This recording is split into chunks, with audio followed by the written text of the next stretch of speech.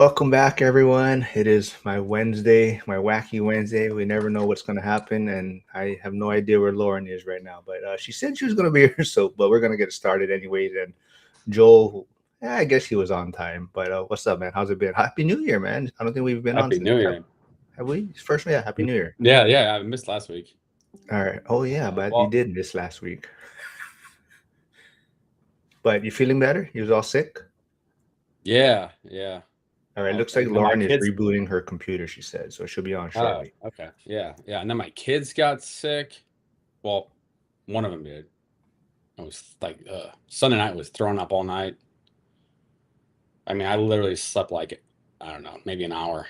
Um, okay. So yeah, what are we gonna do today on Wacky Wednesday? Well, What's the I plan? did want to start off with an actual topic at first, and then we can go Hmm. wherever the questions go. But I'm seeing a lot more posts going on right now, social media. A lot of people talking about how, simple is better. Trying to keep things boring and simple is the real way to build wealth. But at the same time, I do see a lot. We were just talking about it offline before we start. I think I see a lot of people that were on my channel before have pivoted possibly a little more towards Bitcoin, stock trading, etc. But what's your thoughts on building wealth? And as far as should things be simple and boring, or do we have to be jumping around and hustling and trying different asset classes? Well, I think the first thing I'll say is it's hard to know where to put your time in because anything that you want to do that's gonna create wealth or provide gains or generate cash flow, it's gonna take time for it to work. It's gonna take time for you to figure out all the nuts and bolts and to get results. And so it's easy to put the work in, not see results for a week or a month or 6 months, and then pivot and then rinse and repeat. So it's hard to sometimes to know where to put your time into. And I definitely have experienced that personally, being in mortgage and then real estate and then content and then podcasting. And then I have two different channels that I put content out there, and then you have other things that you put your time into. So I do think though, getting into a lane where you can find a mentor, find somebody that's already done it and can just help you figure out some of the shortcuts. But I like I'm going to give you a tangible example, like Facebook. What's up, Lauren? Hi, guys. Happy New Year! Happy New Year. Things don't change, I guess. Coming now, being late, but that's all right. New year, not new me. But yeah, we're. Anyway, Joel's usually the one that's late, so Well, he's changed. That's his New Year's resolution. He's going to be on we time and we show up. switch on and off, really. But yeah, we're kind of digging into the simple path to wealth. Is that the way to go? Should it be boring, or how do you find out what's the right path for you? If should it be simple? I guess, and that's a lot of stuff I'm hearing on social media. And I was telling Joel offline. A lot of people that maybe were on my channel before, I do see them possibly looking like they're doing other things as far as investing. But Joe is kind of touching on, focusing on one or how to focus. It's difficult, right? So Joe, you had more stuff to add to that. Well, yeah, I mean, this is just like one specific example that you put time in, you put work into, like Facebook, for example. I put content on Instagram, I put content on YouTube, I put content on Facebook. Um, until like the last 2 months, that I actually figured out more about the algorithm just through trial and error. Like, oh, well, that's working. That's working. I'm gonna double down on that.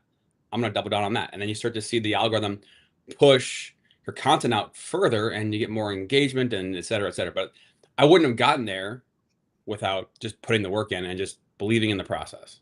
And that's just one example. And there's a million others I can apply it to. But I think if you apply it back to your stuff in Pittsburgh, right? I mean, you're getting off market deals, you're getting more deals, you're getting better deals now than you did in the beginning. And it's just a pure element of staying in the same lane for a long time. That's hard for many people to do. Now, the idea of pivoting out of real estate, I mean, that's kind of a different conversation. But I do Laura, know a yeah. lot of people that are pivoting. I actually just had this conversation with a friend of mine. She's a nurse and she bought a short-term rental in Joshua Tree, a short-term rental on Maui, and then did like an apartment syndication. And she is she like calculated if she had put that money in the market, she's actually lost money on both her Airbnbs. She's selling her Maui condo at a loss because her short-term rental permit was taken away. And so the condos aren't selling for what they were selling for because you just can't get the rent that you can get as a short-term rental on a long-term rental. And then her Joshua Tree, she also sold. I don't know if I think that was like a break-even situation, but she's a nurse and she's just like, if I just focus on moving in my career into like a better position that gives me more time and isn't as stressful, and just focus on my 401k match and investing in the market, she was like, I could retire in 5 years. And she hasn't had that much success in real estate. And so she's just like, I think I might just be moving away from real estate altogether. So it's interesting. I think there's like we're part of this cohort of COVID investors where we all kind of got in at a time that was just a different economy, and people were doing Airbnbs and they were just making a lot of money. And if they weren't planning for a downturn in the Airbnb market, they could be finding themselves in a bit of a pickle. Or if regulations change, that's the thing about Airbnbs, is you have to be ready for a pivot at any point because it could just have to be a long-term rental. So yeah, I feel like if you didn't have success early on in real estate, it could be easy to be like, this isn't working, this doesn't work for me. But she has a great job, so that might be the best decision for her. But for other people, it might be that real estate really is the path to financial freedom. And if they just focus on it and stay in it and find ways to pivot, no matter what job you're in or what you're doing, there will come times where things change and there'll be like economic hard times. But I think right now is a good opportunity. Like if you can get into the market, there are a lot of people that have those 5-year commercial loans that are coming up for apartments, and people who are getting out of Airbnb and all of these things. So if you can get in now and make it work and find deals that are working, you can do really well. And I feel like when we do have another upturn, you'll be ready to cash in on that. I do want to add, like I always kind of tease you about being like a butterfly and just, but so that's why for you, is it really boring though? Like what, because like I said, real estate for a lot of people, it may seem boring, right? But you've done, like I said, short-term rentals, equestrian farm, where you're the only person I know do it, and your boutique hotel. So for a lot of people, we're trying to explain that, it should be simple and boring, the path to wealth. But you also seem to be kind of slightly different, I guess. I don't know. Can you explain that a little bit? Yeah. Well, I feel like the thing about real estate is that it is all similar in the way that, like, once you learn how to analyze deals, you can apply that to any type of property. It doesn't matter if it's a single family home, a multifamily, or an apartment complex.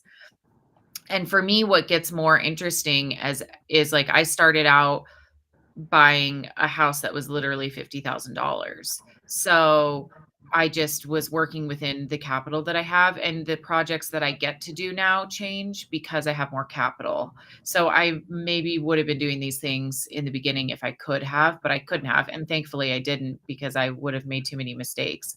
But for me, it's fun because you get to change and grow. But maybe I would have made more money if I did just stick with buying like fourplexes, and I would have like 24 plexes by now. But because I'm like, oh, I'm going to do a boutique hotel now, or I'm going to do equestrian property, it's like, I don't know. It's hard to know what would have led to the most success. But I also think it's important to enjoy your life.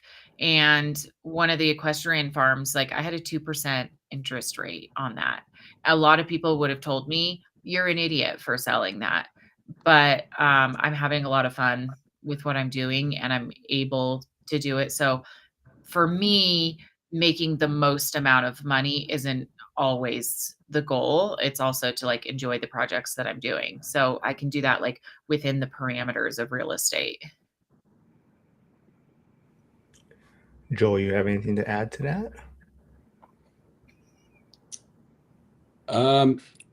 I just think from a standpoint of the markets and the market evolution, the market, cycles, we're just, we had a big wave of people getting in the market and having some early successes kind of in that 2020 and 2021 timeframe. And from a standpoint of right now, when I'm talking to people that are buying their first rental properties in this market or their second properties, there's this element of, well, I don't know if this is going to work. I don't know. The numbers make sense on paper, but what's going to happen in the markets going forward? What is appreciation going to continue to go up? Is it going to flatline for 10 years? We had so much appreciation in just a short period of time that are we due for a decade of just flatness?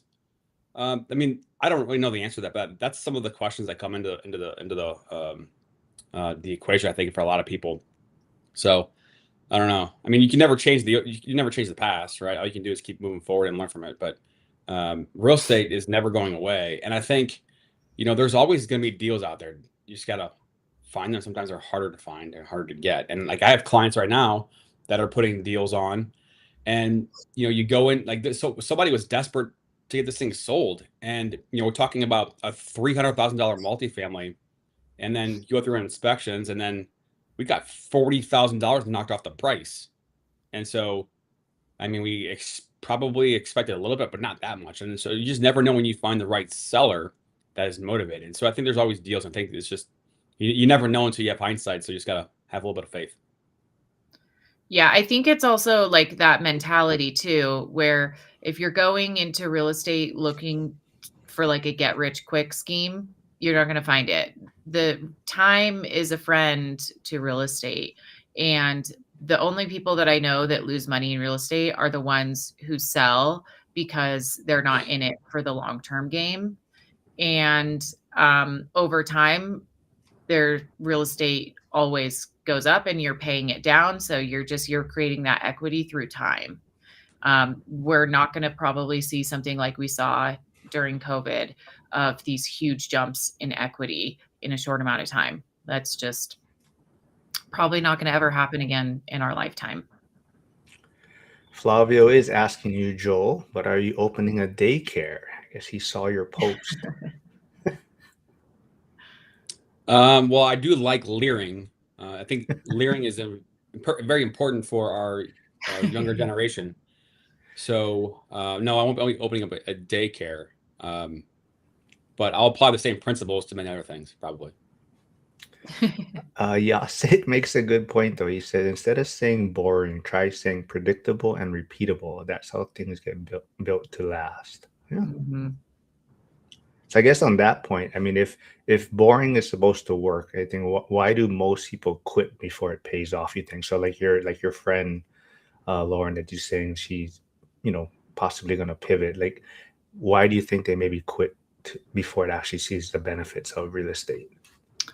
I think because people get discouraged. It's all about mentality. It's like, why do people not ever fulfill their New Year's resolutions? It's like almost like a discipline thing. It's like we all know what it takes to go to the gym and become fit and get in shape, but doing it and knowing what to do are like two different things. So I think it's hard to follow through, especially if you're losing money on something. Like when something gets hard and you're like, oh, I got to figure out a creative way to make this work. It'd just be easier for me to sell it and take a loss. And for some people, if they're high earners, it might not be worth their time, or they don't have the time to do it. So it might not be that they may have made a mistake on the purchase. But yeah, I think people quit for lots of different reasons. But on the boring part of it, I feel like people quit when things get boring because they're like, want that new thing. And they think like, oh, this should be exciting and fun. And so then they sell before they're getting their payout. And I am guilty of this too. Like I am, even with this 1031 exchange that I'm doing, there's a part of me that just really wants to like do something fun. I'm like, oh, I should get a property. And I was like, no, this is not the time. You don't have the luxury of that. Like, exciting and fun is a luxury. I was like, just buy a boring little apartment building or some condo, some ski condos, like just long-term rentals is all I'm doing with this money. I'm like, I have my fun, weird, quirky project over here, and this one's just going to be boring, stable, steady. I think we just have to learn to love boring. It needs a rebrand. It's not boring. It's steady, stable income, easy cash flow. Easy. We love easy. Well, that's taking it back to Josh Burdick's comment earlier. He said, "I'm boring. That's why my marriage has lasted so long." Yes. And Lauren is not on Facebook, so I'm not sure if she knows or what Flavio is talking about here. But Flavio's asking Joe, "Do you have a new girlfriend? I saw on Facebook. Congrats." What? Our eligible bachelor, eligible no more? Just a friend. Just a friend. A An old Facebook friend. friend? An old friend. An old friend. That's how I met my current boyfriend. Ah. An old friend. Let's see here. Joe is Flavio says Joe is my hero. Yeah, Yasik makes a great point. I think my mid-range game is pretty impressive, so thank you. Yasik, I think this is kind of maybe what your friend is feeling. It says, "It's not as sexy as they thought it would be. We're all humans and it's not for everyone. Discipline beats motivation any day." Mm-hmm. Yeah. Okay, but I get frustrated with the term discipline because, where do you get it from? Like, you don't just like wake up out of bed and have discipline. So like, where do you get it? How do you build it? That's my thing. Like, you don't just like wake up and just have it. Like, you have to work on it every day and little by little. Yep. Little micro habits. Yeah. Any advice or thoughts on that, Lauren? Like discipline? So I feel like when I was a dietitian, this is like the thing that I thought about the most every day is you would get people who'd have like quadruple bypass, and then they'd wake up in the morning and you'd say, okay, you have to change these. This is 100% lifestyle related. If you want to live, these are the habits that you have to change. And there are people that just would be like, no, I won't do it. I'd rather die. So I think number one is you have to want it. Like, you have to be like, yeah, this is something that I want, and I want financial freedom. I want to be in real estate, whatever your motivation is, you have to figure it out. I hate when I hear people say this, but you have to find your why. I hate that term, but really you do. You have to figure out why you're doing it so that you can like have the goal to focus on. And then micro habits. Like, I would tell people, when if you want to start walking 30 minutes a day, that starts with, before you're ever going to walk, I want you to get your running shoes and I want you to put them by the door. I want you to set out your clothes so that when you wake up, you're not even deciding what you have to wear. Like, you're taking all the decisions out beforehand when you're not even thinking about doing it. It's like, I'm not going to go walk right now, but right now I'm just going to put my clothes out and my shoes out. And those little things increase your success. So it's like setting yourself up for your future self up for success. And then schedule things like, okay, I'm going to walk for 30 minutes on Tuesday at this time. And you just follow that. So it's like, you're not making decisions for yourself right now. Because if you have to find motivation in the moment, it's really hard to do. But we all believe that we can do it in the future. So if you do all the little things, then that moment comes and your shoes are there, your clothes are there, and you're like, oh, it's time to walk. You just go put your shoes on and you go for your walk. It's a lot easier when you pre-plan your success. Can I add on to that real quick? So Josic says that's why it's not for everyone. Discipline is doing the thing we know has to be done, not what we want to feel like. And I love this part of the conversation because you mentioned pre-planning and putting the shoes by the door, taking the thought out of it. And so in my ADHD brain, when I'm trying to adopt a new behavior or a new habit, I know personally that when I'm excited about it and it's new, I'm going to do it for a day or 2 or 3. But then maybe after a 5 days or 7 days, I might forget about it. And then if I forget one day, then that creates a larger likelihood that I'm going to forget it the second day. And so that's where I know that I have to give myself a little bit of grace and say, well, if I miss a day, it's okay because I'll just do it the next day.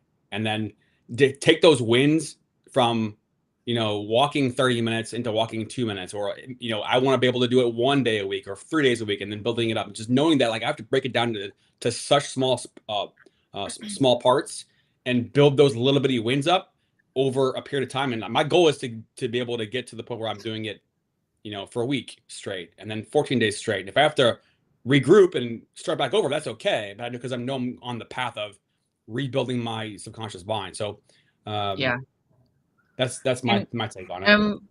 The research shows that when something becomes a part of your identity, then it's like easy to do it. And I feel like I'm huge on environments. Like when I would go to Bali, I would be working out multiple hours a day and there was no motivation or discipline necessary. When I'm here in Idaho to go to the gym, it's like, I'm like, okay, I have to go. I put it on my schedule. But there I was excited. And it's because the environment is different. I'm going there. It's social. If you add things that you're getting out of it besides just that one thing. So like you go to a workout class and you have your girlfriends there or your guy friends and you get that time, or you're like on the beach or you're getting something else out of it just besides the workout. It's a lot easier to be accountable to it. I mean, I'm guilty of it. If I could figure this out, I would have my social media would be on point. Like I cannot, like I just hate doing it. Well, I mean, like just to give you an example, like on Facebook, last like week I posted like over 30 times a day, and like the majority of them are just snippets on Twitter. I just take a snapshot on Twitter and post it, and those are some of the ones that I have one post that's got 100,000 views on Facebook. So that's just an example of me finding like, okay, I'm with my kids, they're watching a show, and I have to be very attentive to them because 1 second later they could be tearing each other's throats off and scratching each other. Yeah. So like a mindless thing that I can do is just socket. What's that? Sticking a pen in a electrical socket. Like yeah. Well, no, or like hiding the remote. Like we couldn't find the remote for 2 days because one of them put it behind the window shade. Oh and my then we gosh. couldn't find it. Anyway, so yeah. You got to be diligent. You got to multitask. Mm-hmm. So for content, what is the lowest hanging fruit of thing? What is the most thoughtless thing that you can do to put content up that you know is repeatable? That's the question that you would I know, but try to determine. The only thing is I'm like, does that help though? Is it better to not do content at all than to just do like little things that I feel like I'm like are kind of just like meh? Well, Joel said somebody reached out to you, right, on a post or something you had, and it wasn't even related to lending, right? So I mean, isn't that what you said the other week? You had a post on something else random. Oh yeah. Well, on Facebook, like somebody reached out to me on something completely random and like asked me a question about a DSCR loan or whatever it was. And so just people seeing you over and over and over and over and over and over and over and over is 9 tenths of the battle, especially on Facebook, because those are people that know you. And then the thing is they may never comment, they may never react, they never do anything in terms of interacting with your content, but they're going to see it. And they see it over and over and over and over again. At some point, they're going to reach out, or they may comment, and that's the time. So that's the thing. No, I know the value of social media is like, it's huge. I know some friends who like aren't really even that good at real estate and haven't had that much success in real estate, but they're excellent content creators. And they have so much opportunity. I mean, they're raising capital, they're doing deals. And I'm just like, they're great content creators. And like, there's so much value in that. They're all attractive females, probably. No. Oh. There's some men too. Harrison is asking, how do you talk to friends and family about future planning? I keep getting lectures of depopulation and cities going to be empty. Classic doomers. Oh. Sometimes I feel like it's better to not talk to those people about those things. Like I feel like you can't necessarily change somebody's, like, that's a big feat, a big undertaking to change somebody's vision of the future. And I feel like when I talk to people like that, it's like just unmotivating, where I'm like, oh, well, that was a big waste of energy because I'm never going to change their perspective. And it turns into like you trying to change theirs, them trying to change yours. And it's just a big waste of energy. I feel like if anything, you could, if they bring it up and you don't want to be rude, you can just like entertain the conversation, but not try to convince them of anything. I think the best thing that convinces people is them watching you. Like, just be the living example and have your success and do your thing.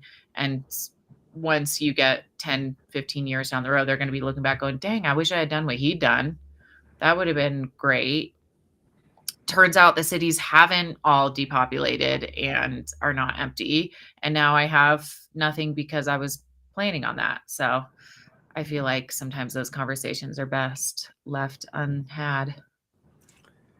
Yeah, it's challenging. I think the biggest thing is, have they just given up hope, or I mean, it's fine to feel what these people may feel, but what Yeah. is their solution to it, right? Or how are they gonna make their lives better? So you can believe, depopulation and cities are gonna be empty, but what are you gonna do about it, in a sense, to make your situation better? I think that's the biggest thing. I mean, but some people have just given up hope, seems like, right? Yeah. Everything is negative. They have no solutions to things, and they're just giving up. Well, and also if you're talking to somebody like that, you can be like, okay, well, what do you think is the future? Do you think that we're going to need more like small farms, like micro farm? Like, are they like, think about buying up land in certain areas? Like, where are people going to be moving to, or what resources? Maybe you're buying places that have water rights. Whatever they think. I think putting a little more of a positive spin on it, like, we all have the ability to take action for the future, even if we think that some things are in decline. Yeah, absolutely. Let's see. Oh, well, I don't know if you guys want to answer. Lauren says she doesn't know any like, she watches football, but Joe V is asking, who is Lauren and Joel rooting for? Who's playing? I'll tell you. Well, he only cares about the Bears and Packers game. He's a Mm. Packers fan. I'm a Bears fan. I did see a tiny bit of a Bears game the other day. I was at a restaurant. And who are they playing? It was on Sunday. Oh, the 49ers game? That was a really Yeah. good game. They lost, but it was a very good game. They Yes. did lose. And they did something, I can't remember what it was, but they did something where I was like, "Ooh, that's bad." They What? they made a big mistake. I can't remember what it was, and I wouldn't even know the term for it if like an interception or something. I don't know. It happened. Yes, but yeah. So Jovi is saying, yeah, he's telling Harrison, that's what school is for. Kind of get around people that are headed in the right or the same direction. I wouldn't say right direction, but everyone's kind of headed in that same direction or same path. Yes, Bill. All right, Bill. Bill says have to say Bears. Right on, Bill. Thanks for tuning in. I'm rooting for the Bears for you, Mark. All right. I love a good underdog. What do you mean? They're favored.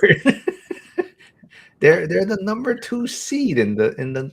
I did hear that actually when I was Yes. listening. That was like, oh, surprising. But then they just lost. So I Well, was they like, lost, but they didn't have anything to play for, because even if they lost, they ended up as the number 2 seed. So it didn't matter very much. But anyways, not a winner's mentality. That's exactly what we're talking about right here. Winner go home every game. Yeah. All right. Would you say the biggest enemy to wealth is impatience or ego? Impatience, because I know a lot of people with huge egos that are very wealthy.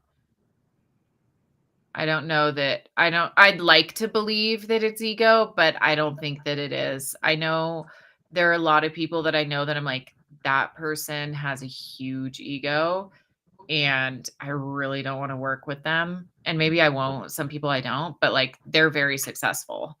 And I think sometimes people who are like really selfish and have low morals can be more successful because they don't mind taking advantage of people and like stepping on people on their way up.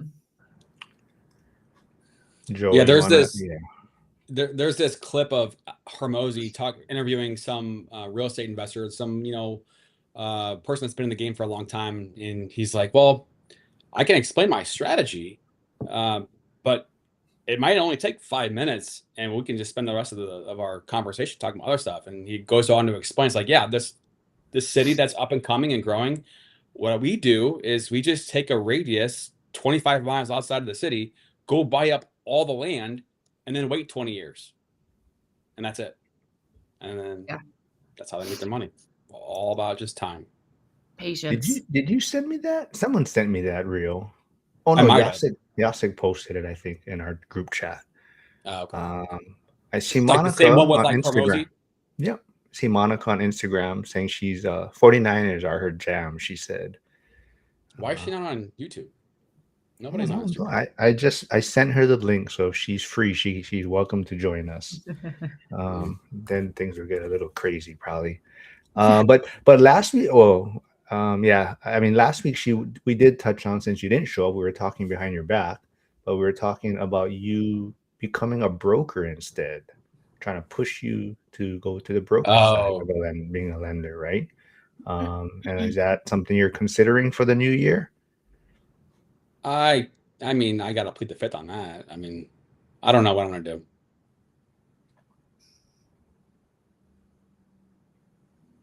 A lot of variables that go into it. So Yep. Well, did you see Monica talking about also like bankers hours for people? I did see that clip. Yeah.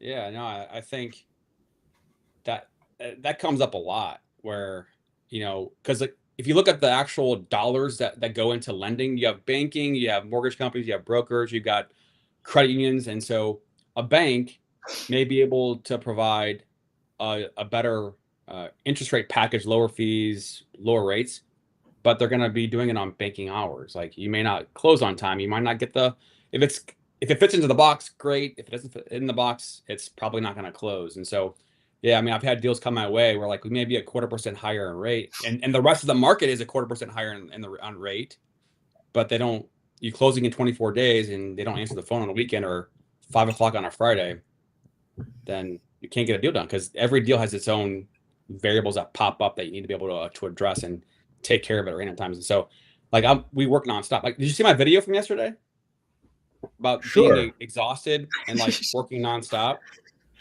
Yeah, that's what this job is. Like, we don't stop. I think Monica's working right now, but I think Flavia's asking. She's probably in her PJs. That's why she's not on. Well, she Flavia's asking again where Monica lives. He's asked like 3 or 4 times. No, I think he's asking where is she on the live today. I think, but so we'll answer all 3 then. So I think she's busy working on someone's loan right now. Mm-hmm.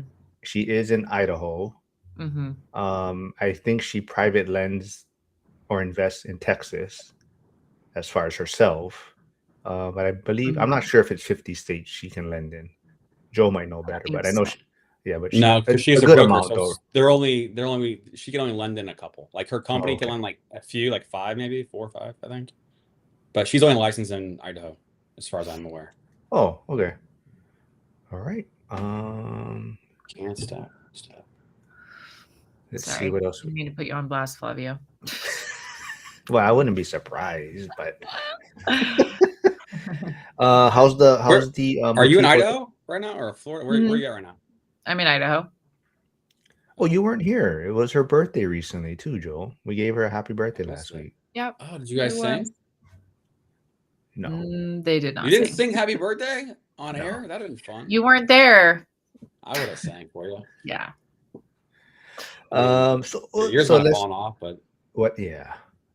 Well, let's add in. So Joel is talking about. Happy birthday. What? No, not that. We're not doing that. But You're 2 weeks too late. let's add in. You're talking about posting on social media and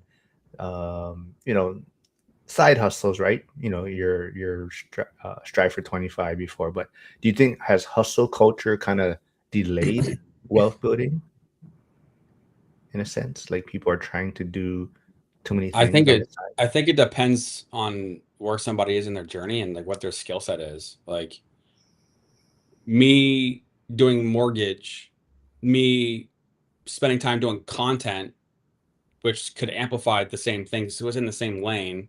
Me doing, interviews about income streams and side hustles is it not related to mortgage, but it's a skill set that does apply to my field and helps me learn things that I otherwise wouldn't have been able to learn.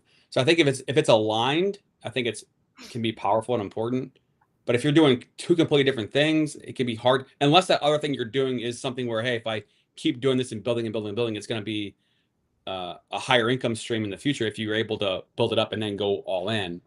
Like somebody who's working at a retail job and then they're going to go get a certificate working in some type of trade or field or nursing or whatnot. Like you got a different lane that's going to help you get into a higher skilled and higher paying field. So I think it just depends. Like I don't think there's any end all be all. However, if you're constantly just shuffling and shuffling and shuffling and shuffling, you have too many things going on, it's going to be challenging to be able to get traction. Hey, I'll say Hugo's here, Victor's here. Flavio's asking you, Lauren, but how is the boutique hotel going?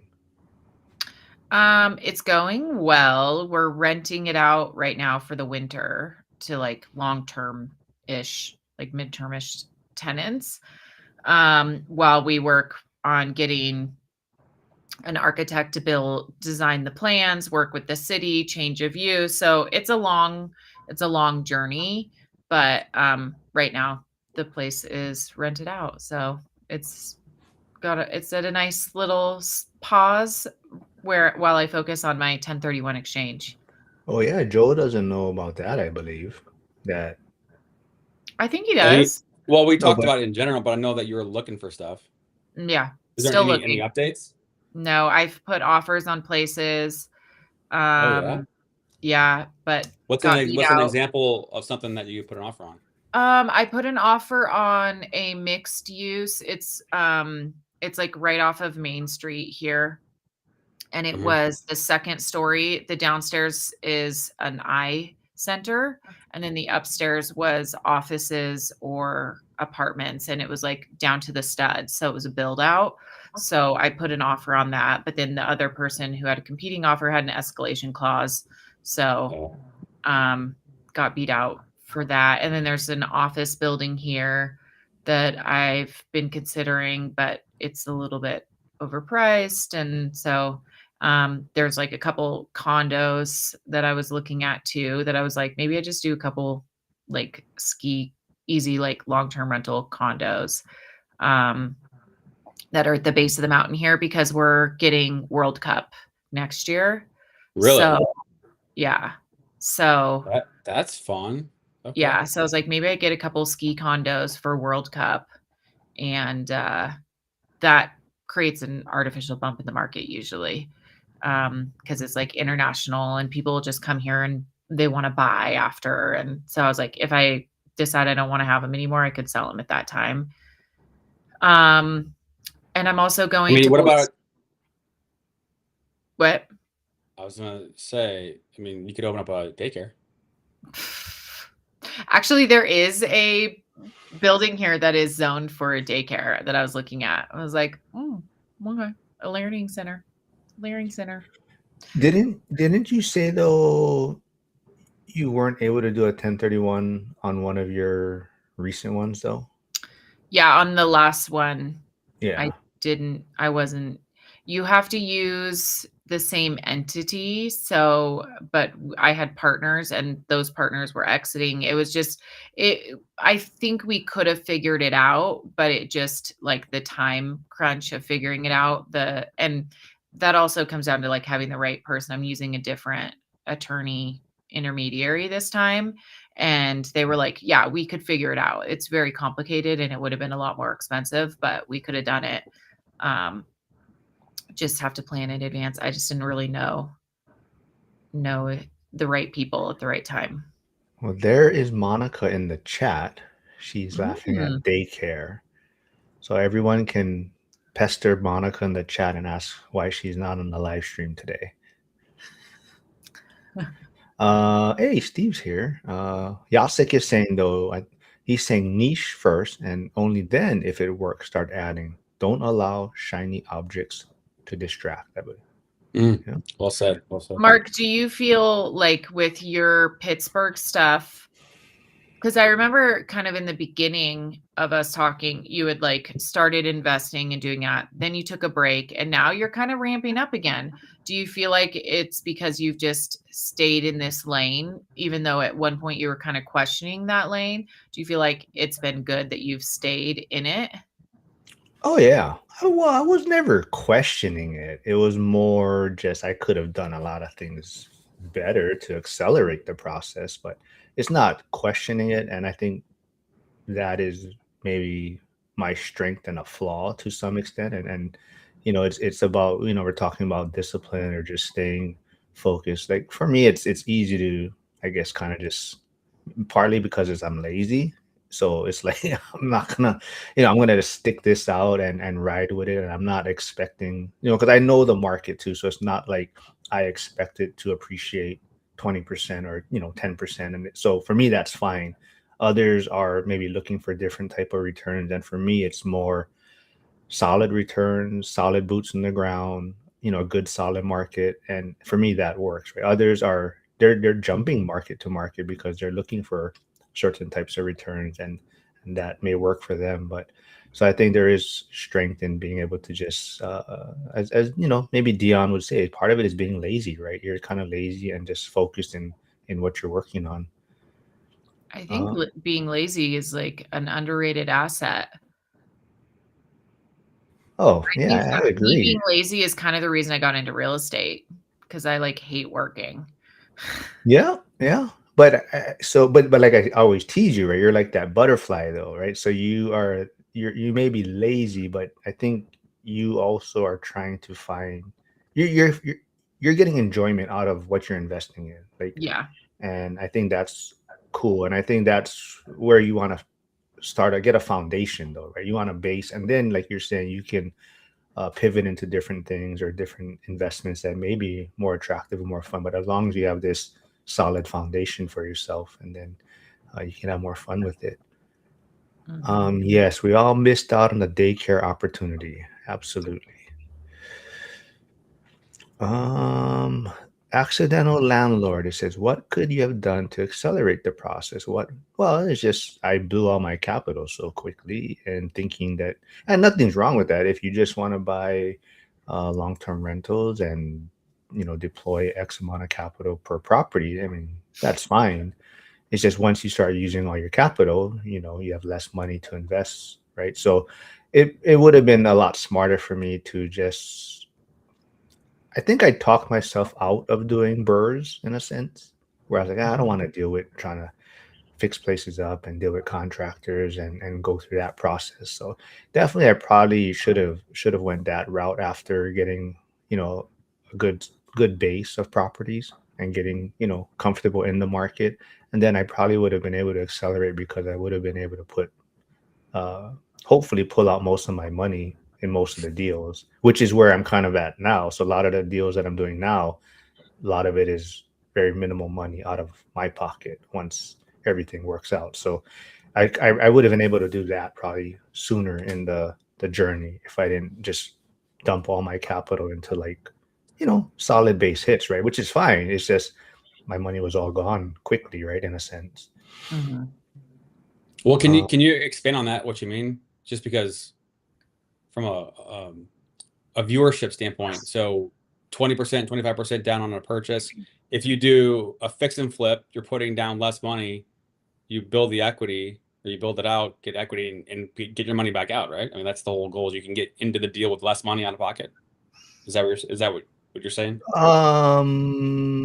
Well, it depends also who you're working with. So some of them you probably would have to come out of pocket up front to Mhm. acquire the property. Now, not sure, so to that extent also, I don't think anybody would have lent me money early in the journey from a Mhm. no out of pocket.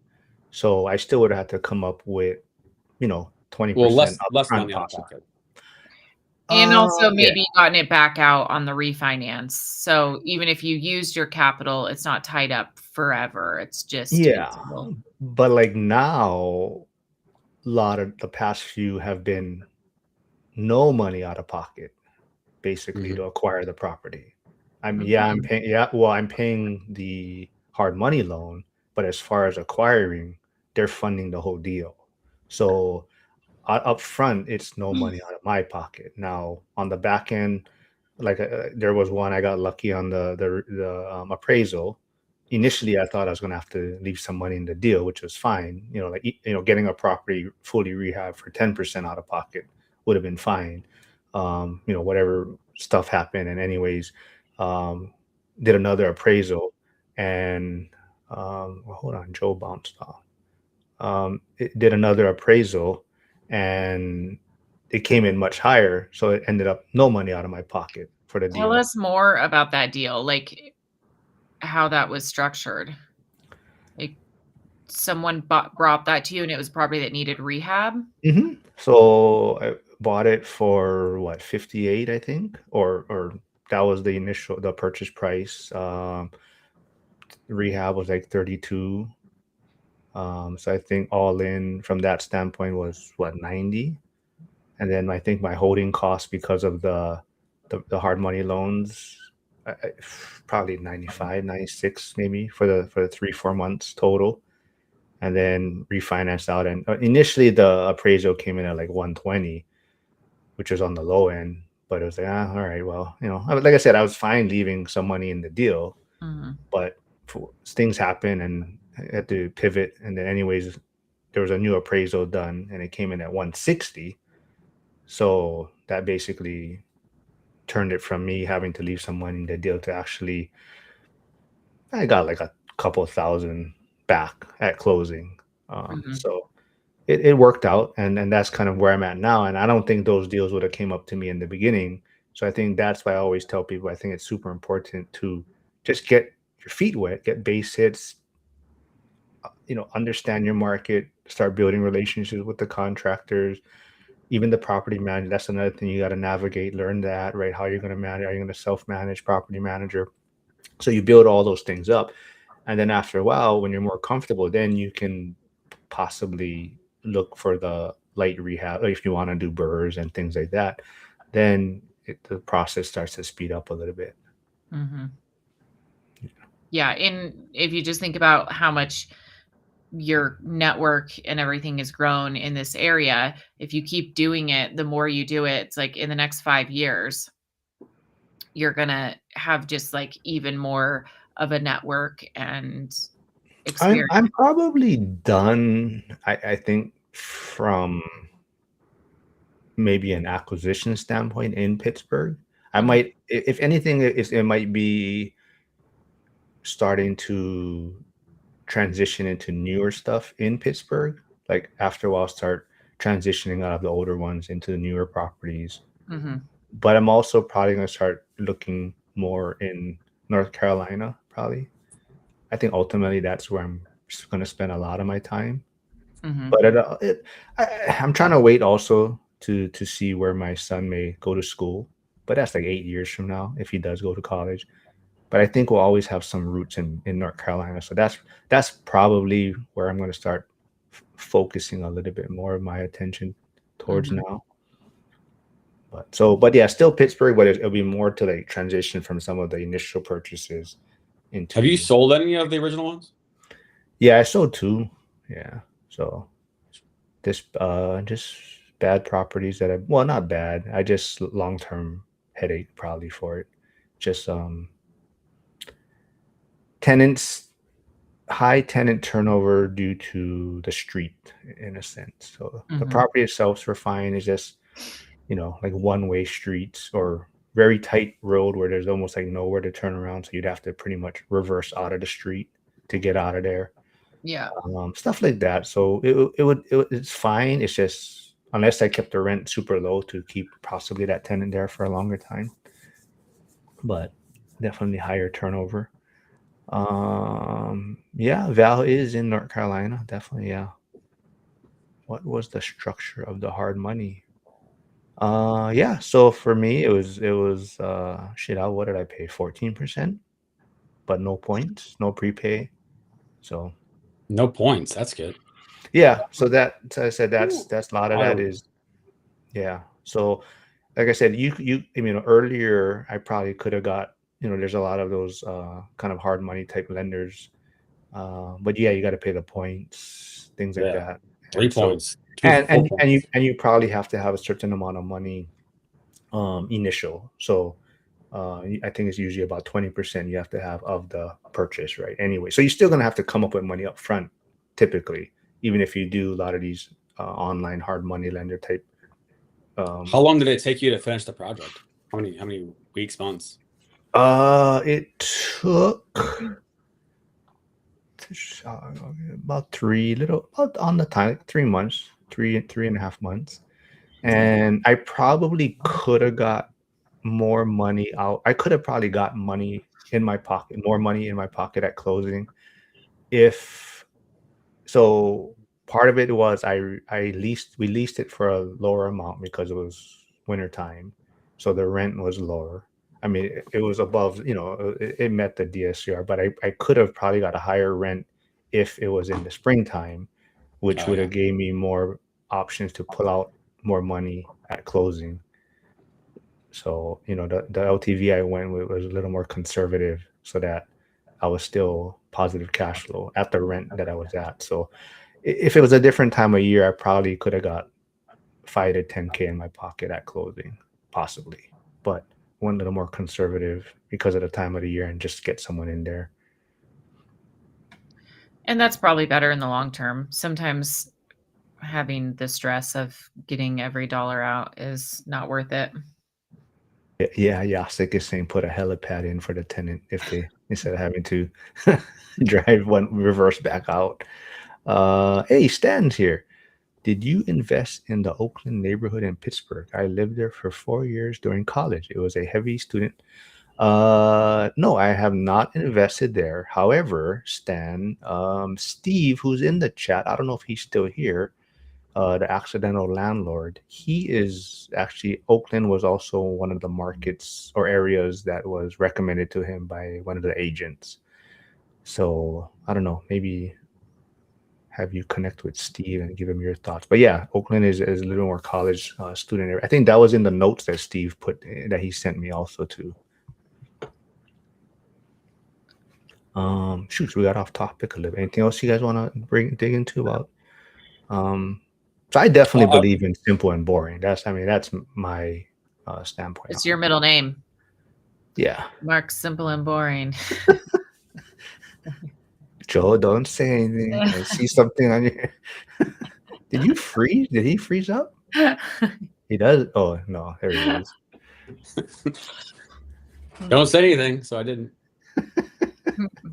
I was gonna ask Lauren, if you were gonna start completely over, knowing the knowledge you know today, but you had nothing, I'd be a better content creator. Where would you invest? What would you invest in? Like to start? I think I would do BRRRRs. I think I would start in the same way that I kind of started, which is like, I think I'd get really good at the construction process and renovation. So buying, rehab, rent it out, refinance, and then be able to do it again. I would do that because I still think, in a way, I feel like that's a simple and boring technique. It's just like tried and true. If you don't have a lot of capital to start, it's, to me, the best way to build your portfolio in the quickest but most like scalable, efficient, and you learn so much. So I would do that. And as far as the market goes, I think there are a lot of markets. Like there are so many good markets. I would find a market that, I mean, speaking of North Carolina, one of the reasons why I like Asheville is because they had all those floods. I would probably find a market like that that's been hit by something that needs a lot of renovation, and I'd go in and do that because it's like Asheville's a super strong market. They have a lot of places that need to be renovated, and there's also a lot of people that are like kind of not sure they get scared after a natural disaster of living there. So you can they don't want to deal with it. So you can get in there and get things for cheaper, motivated sellers. So I'd probably do that. And it's a cool little town, right? It's so cute. See? Yeah. Asheville's cool, man. No, I love Asheville. If I lived on the East Coast, I'd probably live in Asheville. Oh, wow. Okay.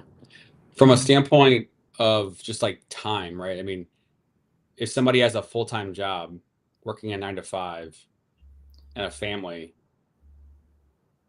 I mean, then maybe they choose a different strategy. Like if you're a high earner and you don't have time to manage. What if you're not what if you're making like middle income?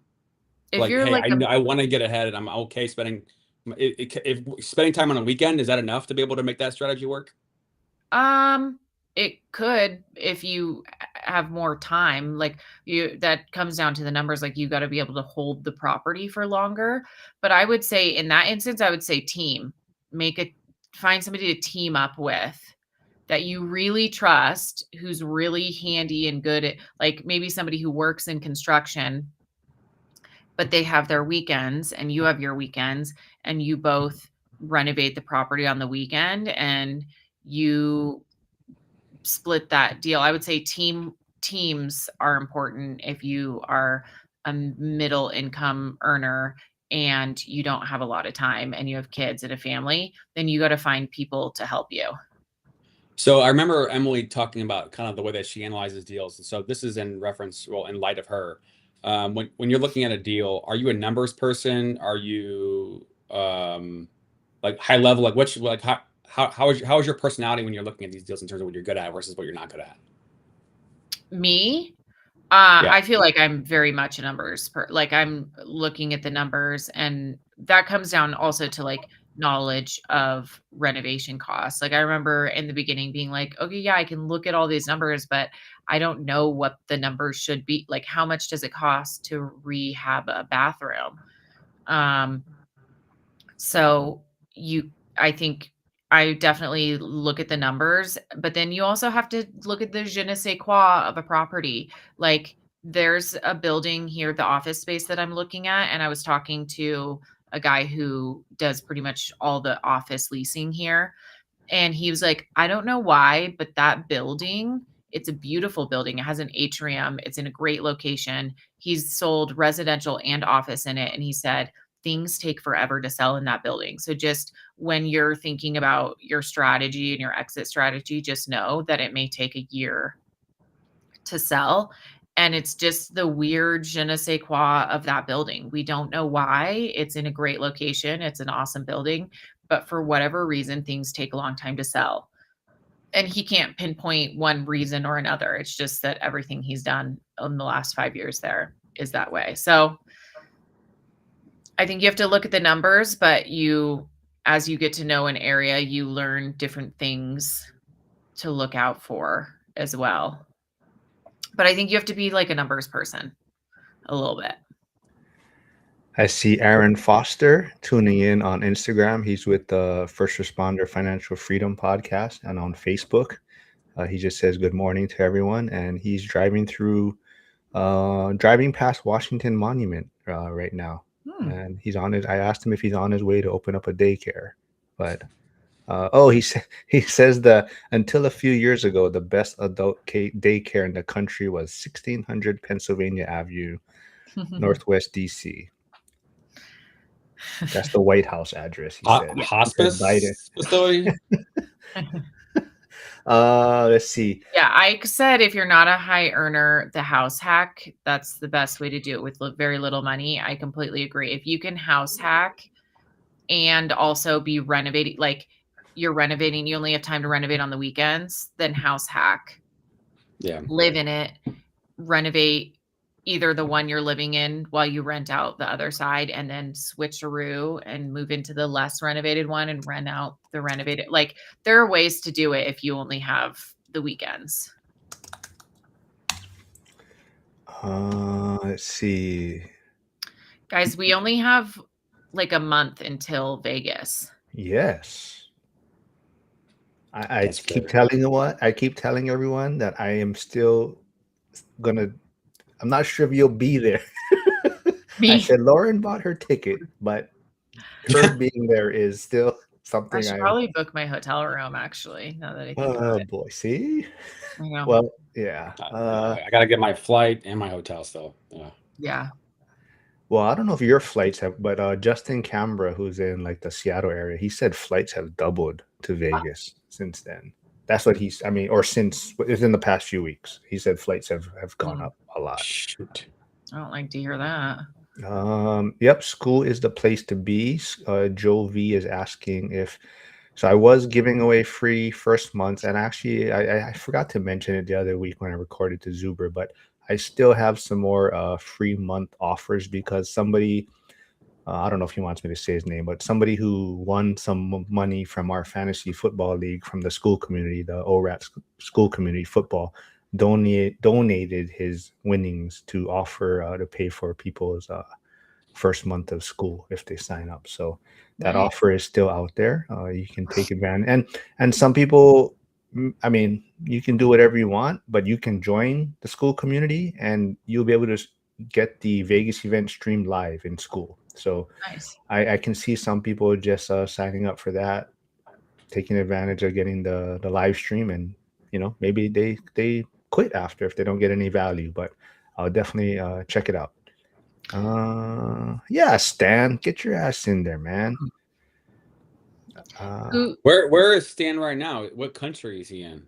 Yeah, I don't know, man. He's all over the place. I don't know where's the last place he's been. Hey, Stan, if you're out there, do you have a link to your blog?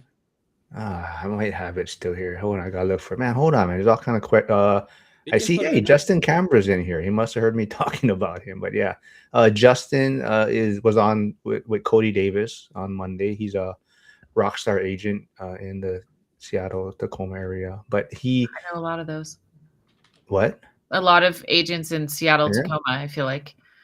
He wants to build his social media till he has a certain goal. He's big on Instagram, but he's trying to build it up. I think 10,000 followers combined, YouTube and Instagram. But he's big in Thatch Squin's community also. He's one of the coaches there. But I think we're gonna try to do something regular on Thursdays, me and Justin now. You're like a full-time content creator now, Mark. Yeah, because I just text Aaron. I told him I'm still on workers' comp. Nice. Did you see Hugo's comment on my channel? On your channel, type your link so I can join for free. Hope to interview you guys for the channel. People over a certain amount of net worth don't get free membership to school, Hugo. I'm wondering, I have a question for Cashflow John Ramirez. Yes. He said my market's on fire due to an AI data center being built. I wonder what market that is. I believe he's in somewhere in the Texas area. I forget exactly where. So, talking about school, Cashflow Johnny Ramirez actually did take me up on the free offer. He was there for a few months, I believe, and I think for him, he wasn't getting the value he thought, and he's not part of it anymore. But he's still a big part of the kind of one rental at a time community. I see him all over in the chat, so he's still there. Come to the conference. Wait, what does that mean? He's not in the community, but he's in the chat. What does that mean? No, he's in the chat here in the live stream chat, but he, okay. I think, he has a lot of things on his plate. So I think for the school community, keeping up with all the stuff, interactions going on in there was just maybe too much for him. But I believe he also just acquired or is starting a pressure washing business. Nice. So I seen him posting on social media. I believe I don't know if he built it or not, but he built something to haul the equipment around. I think that's what I saw. But anyways, I saw him. He's looking for small businesses to acquire. So I think he also has a shave ice, like a snow cone business. Oh, cool. So that, of course, it's not operating during the winter months, but I believe it's going to start kicking back up for him. But so, yeah, so he's in Texas somewhere. I don't know exactly where. If I wanna, I've seen him post about Abilene. Yeah, so I don't know if that's where he is or that's where he just invests, but I'm pretty sure he's somewhere in Texas. Cool. Okay, yeah, I'll put the school link. Just got back. Oh, he just got back from Chile, Patagonia in Chile. Nice. Free school gets ORAT. Yes. Oh, yep. So Justin Cambra wants to get to 10K, like I said. Hey, Gus is here. Gus will be joining me on Monday with Cody Davis. He was on Bigger Pockets a while back, but he's in Maine. Oh, is it Maine? Yeah, Maine. I think he has 73 doors. But yeah, he's very entertaining and he's putting out some social media stuff too. Serving shaved ice, yeah. What's the 10K about? Comment about? So Justin Cambra, I'll put his stuff here in the chat so we can get him some more subscribers. His goal for 2026 is he wants to get his total, I think, following on Instagram and YouTube combined 10K. Oh, okay. But he used to work for Amazon. Was it Amazon? Yeah, Amazon, I believe. But he is now a full-time realtor. He still has properties out of state, but he's trying to focus more back in his market now. He's doing the DADU, the detached ADU projects. Because now, like in his market, you can have 2 ADUs and with separate. It's like California or Washington. Kind of like California, Washington, same as California, but you can sell off the ADUs, right? You condoize. Oh, wow, that's cool. Yeah, so they're gonna have their own unit numbers in a sense. But shoots, hold on. Where's his? I have his stuff here. Here is his YouTube channel. So everyone, if you haven't, go subscribe. His is W2 to Freedom. Is his YouTube channel, and here is his I know he has like a couple. He has also his realtor side. I don't have that saved. Sorry, Justin. But here is his Instagram handles. So go follow him over there and subscribe if you haven't yet. Yeah. Let's see. Oh, Cashflow Johnny says, oh yeah, in Dallas, Fort Worth, invest in Abilene, Texas, owned a shave ice trailer business, and now also starting a pressure washing software with my son for him to manage. Yeah, very cool, man. Yeah, I see you on social media, Cashflow. Yeah, see, he got it. Yeah, see. You guys think I'm not seeing what you guys are doing out there, but everyone's killing it out there. Yeah, so Justin Cambra. Yeah, I think wait, Yasik is saying you should start a new show, Mark, instead of keeping up with keeping up with the ORAT comedian. Yeah, I don't know. Anything else? Lauren, let's get you in school, Lauren. Come on. That would be maybe after this conference, I'll be convinced. Oh, okay. All right. Everyone has to convince Lauren to join the school community. Yeah. I think after this conference, one thing at a time. You know what I mean? One rental at a time. One. Oh, I like it. So okay, wait. So Lauren, do you have plans yet when you're gonna be staying in Vegas? Like, do you have it like the arrive on Wednesday possibly? Yeah, I think I'll probably arrive earlier, but leave on Sunday. So I'll probably arrive on Wednesday, leave on Sunday. Oh, like right, or not even stay for the full Sunday event? I'll probably stay for the full Sunday event and then maybe, yeah, I'll have to look at the flights. The flights are really limited coming back here. So, yeah. Joel, you might be on the weekend, you said, yeah? Yeah, I mean, I have my kids Wednesday, Thursday, so I'll fly out Friday and then probably come back Monday, I would guess. Maybe Tuesday. I don't know. We'll see. I don't know. What's the most fun days going to be? Do you think it'll be more fun after, or do you think people are going to be a little bit beat? Like they're going to come in with the high energy on Wednesday, and then Well, by Sunday, Monday, they're going to be like dead. We got to get out of here. no, I mean the whole time is pretty fun. Wednesday, Thursday is going. A lot of people like the Dion's meetups at midnight. That's a good, interaction, talking story. Friday's got Brandon, who's my Tuesday guest. He's gonna have a coffee thing in the morning meetup, and then you kind of everyone is just walking the strip, hanging out, doing whatever they want. So there's kind of little groups that kind of go off on their own. Yeah, Saturday, Sunday is definitely the event, but people kind of just all go out after.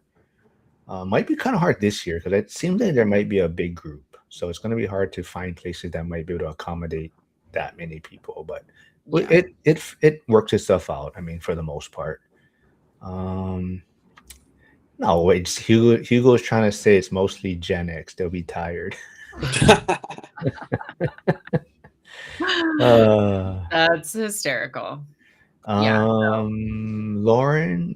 See, Flavio says Lauren, it would be great that you share your knowledge in school. There's so many experts in school. I feel like I'd be there to learn. Well, you would be probably the only boutique hotel person, I think. Oh, you think so? Yeah. Okay. So I think you would get a lot of questions, or people would love to follow that journey, kind of that. So there is a lot of people going down the rent by the room strategy. That is kind of the big pivot for a lot of people right now. They're looking at that.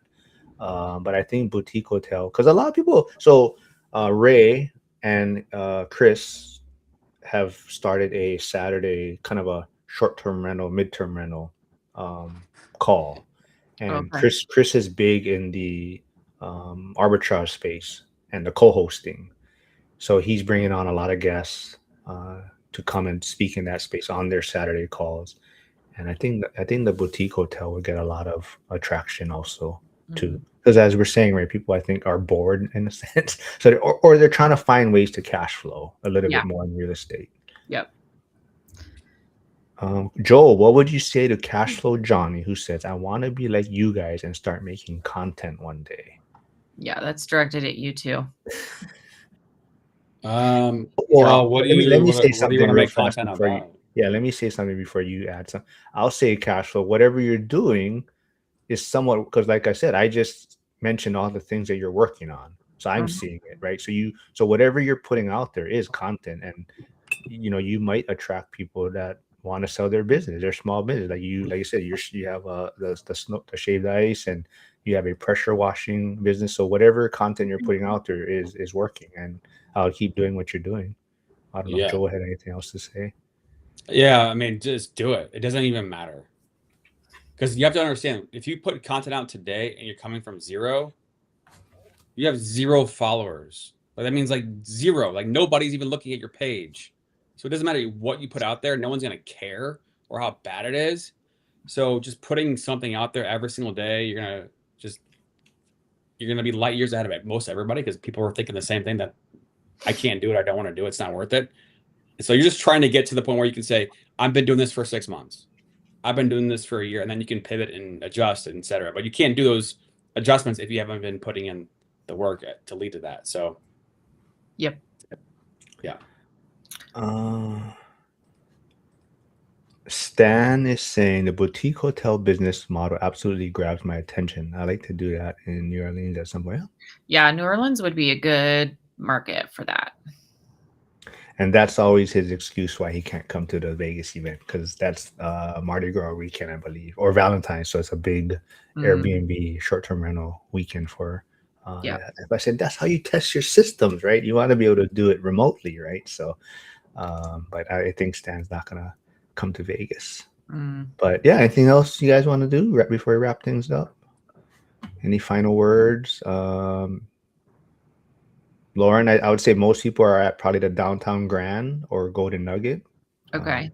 That would probably be where most people are going to be staying at. Oh, Joe, I guess I'll tell you. I'll probably ask you 3 more times. Not saying that no one cares where you're staying, Joel, but Downtown Grand and Golden Nugget is where most people are staying. Good to know. Yeah. Yes. So Jovi, he's letting Stan know if you join school, you can watch the live stream of the school event or the Vegas event free. That's the only place Zuber's gonna be Streaming. streaming it. Yeah. So the past few years or the past two, he offered a virtual ticket. People could pay, I think it was $199, and you could have it live streamed. He's not going to do that. He's basically $20. You'll be able to get it now, the content. So he's losing money, I guess, up front, but maybe the people that join school and after they see what kind of stuff is going on there, they stick around. Josh Burdick says Downtown Grand is nice. Yeah, the Grand is nice, and it's probably the most convenient. So that's why a lot of people are staying there. But that's all I got for today. It's always fun with the two of you, and I don't know. That's What did I miss last week? Last week was wild. It was female heavy. I wasn't even needed. I just sat back. 3 women. I was doing work. Couldn't get a word in. Yeah, I couldn't say anything. It was What did you guys talk about? You becoming a broker, or you? Right, you becoming a broker. Emily had the haters. Yeah. Yeah, she has some haters and some controversial things that she said that got some heat. Talked about that a little bit. So I said we found out how old Mark was. Yeah. 59, right? You have a lot more white right now in your beard.